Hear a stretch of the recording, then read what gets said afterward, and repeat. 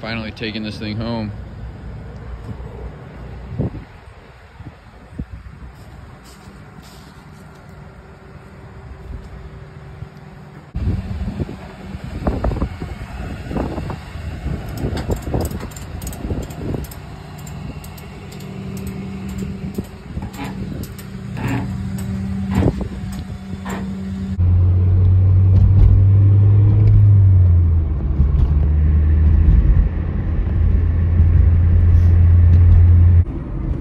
So we're getting this thing towed to my house from the guy I bought it off of, my buddy. It's a 1994 BMW 325 IS e36 with the M50 engine. It's a 5-speed. It's pretty sweet. It's on Fortune 1 coilovers. It's got M3 limited slip. It's killer. The only thing is, it needs, we're pretty sure, a crankshaft position sensor. What had happened was I went and test drove the car 2 weeks ago now, and it was really hard starting. We had to spray it with ether, and we had to jump it and shit, but we got it going, and I drove it down the block, and the thing was fucking awesome. It made great power. It handled good. So I was like, all right, let me put the cash together and I'll come back next week and we'll do the deal. Well, I put the cash together, I come back and the thing won't start. Cranking, won't even fire on ether.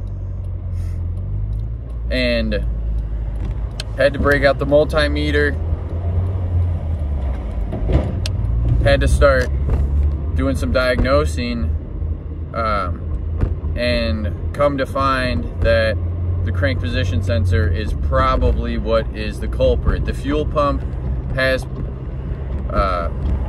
basically the ECU is sent, the DME is sending signal to the fuel pump relay. The fuel pump relay is sending signal to the fuse, and the fuse is allowing the fuel pump to turn on, but it's not turning on because the crankshaft position sensor is bad. We jumped the fuel pump relay and the fuel pump ran. So the only thing on the car that could turn it off would be the crank position sensor. The ECU, if the DME was bad, it would fuck with the doors, it would fuck with the lights, it would mess with a bunch of other stuff, and that's not happening. So I'm pretty positive it's the crank position sensor. And for 20 bucks, we're just gonna do it, because this car is not only worth saving, it's worth fixing and drifting. So that's what we're gonna do. But yeah, I'll update you guys further as we dig into it. This is kind of gonna be an intro video to getting this thing going. All right, it's home. About time. We'll get it unloaded and catch back up. And she's off.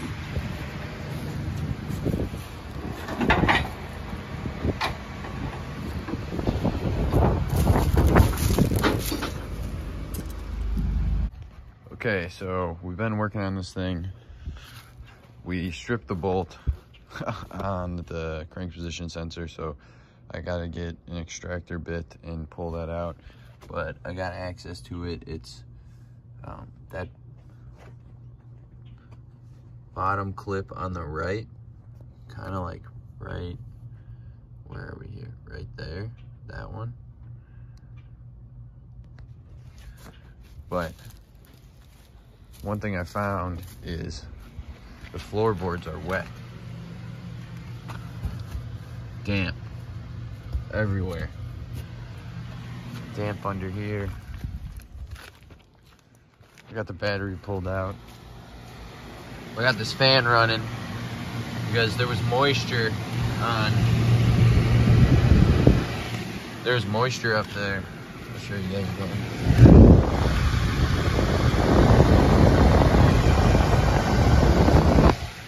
if anyone knows what those two, that blue box and that black box that looks like a DME but is not the DME, because the DME lives up here, please leave it down in the comments, because I want to know if I ruined something with some leakage issues.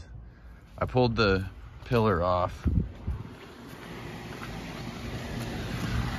When I pulled the pillar off, it had some dampness here. It's dry now. Almost like it's leaking from the sunroof, but I don't know.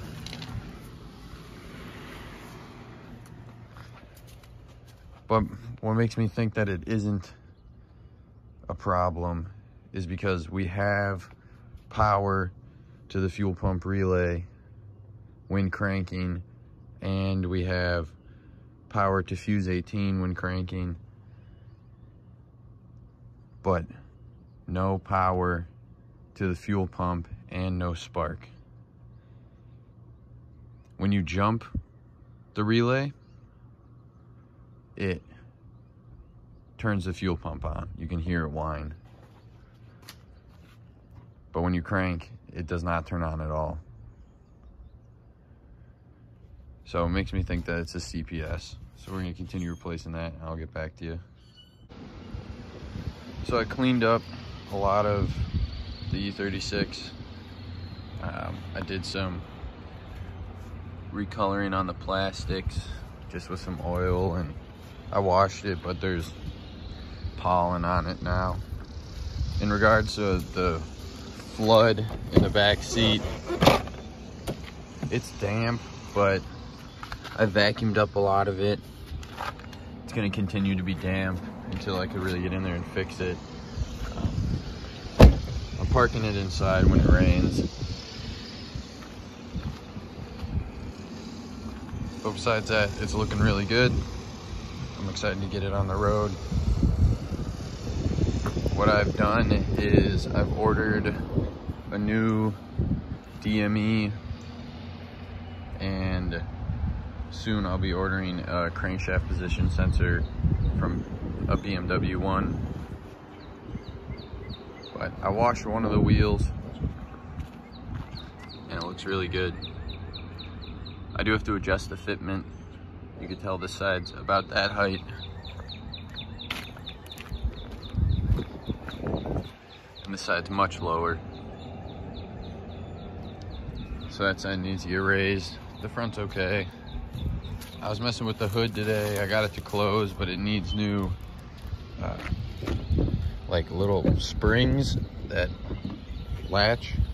So these pop up and latch in here, this little spring.